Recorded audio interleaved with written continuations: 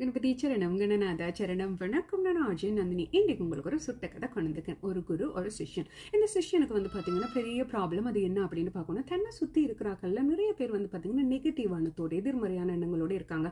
ஒரு ஒரு எனர்ஜி இல்லாமல் எப்போ பார்த்தாலும் பாஸ்டில் நடந்ததை யோசிச்சுக்கொண்டு கவலைப்பட்டுக்கொண்டு சோகமாக யூனோ சம்டைம்ஸ் நாங்கள் அவரோட இருக்கும்போது எனக்கே டவுன் ஆகுது. இந்த மாதிரி நிறைய விஷயங்கள் இருக்குது. எனக்கு அவங்களும் தேவை. ஆனால் அவங்களோட அந்த வைப்ரேஷன் அந்த நெகட்டிவான தோட்ஸ் இருக்குது இல்லையா, அது என்ன பயங்கரமாக டிஸ்டர்ப் பண்ணுது குருவே. நான் என்ன செய்யறது அப்படின்னு தெரியல. அவாய்ட் பண்ணவும் முடியலை, கூடவும் வச்சிருக்க முடியல. என்ன பண்ணுறது, எனக்கு ஹெல்ப் பண்ணுங்க அப்படின்னு இந்த சிஷ்யன் வந்து குருட்ட கேட்குறேன்.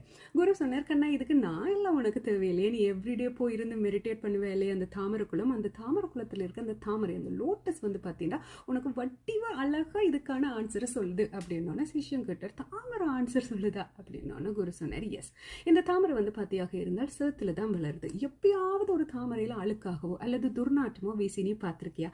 இல்லை இல்லை, அந்த தாமரை சேத்துல தான் வளரும். அங்கதான் அதால வளர முடியும். இருந்தாலும் அந்த தாமரை வந்து பார்க்கறதுக்கு அழகா நல்ல ஒரு பியூரான ஒரு வாசத்தோட எல்லாம் இருக்கு. அதுக்கு காரணம் அந்த தாமரை அந்த சேத்துல இருந்து தனக்கு என்ன தேவையோ அதை மட்டும் எடுத்து அப்படியே மேல வளர்ந்துட்டு வருது இல்லையா. அதே மாதிரி உன்னை சுற்றி யார் எவர் வேணுமென்றாலும் இருக்கட்டும், நெகட்டிவான தோட்டோடு இருக்கட்டும், கவலையானவர்களாக இருக்கட்டும், எப்போ பார்த்தாலும் பாஸ்டில் நடந்தது யோசிச்சு வந்து பார்த்தீங்களாக இருந்தால் டவுன் ஆகின ஆக்களாக இருந்தாலும் அவர்கள் உனக்கும் தேவை. இந்த தாமரைக்கு எப்படி அந்த சேறு தேவையோ அது வளர்கிறதுக்கு அதை மாதிரி உன்னை சுற்றி இருக்கிற எல்லாருமே உனக்கு தேவை.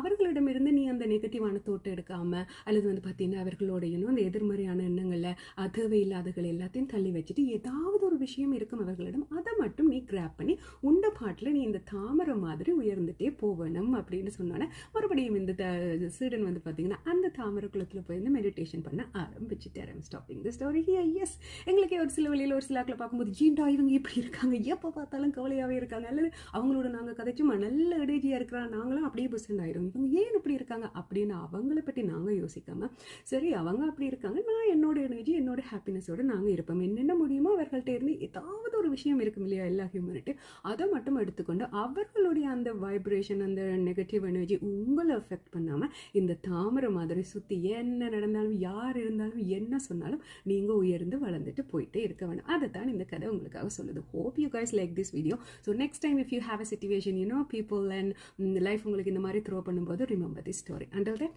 Just take care. பை.